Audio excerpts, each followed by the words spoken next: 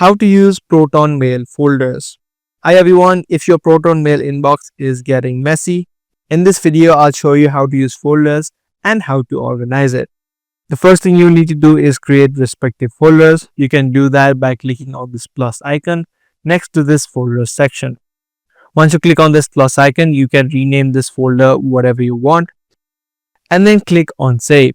If you want a parent location for this folder, you can also select one. But if not, you can just leave it as it is and then click on save.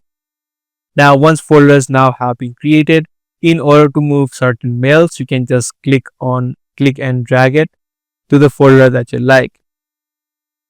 What you can do is select multiple of them and then drag and drop them to move all of them at once. So this way all of your mails are organized in each folders that are relevant.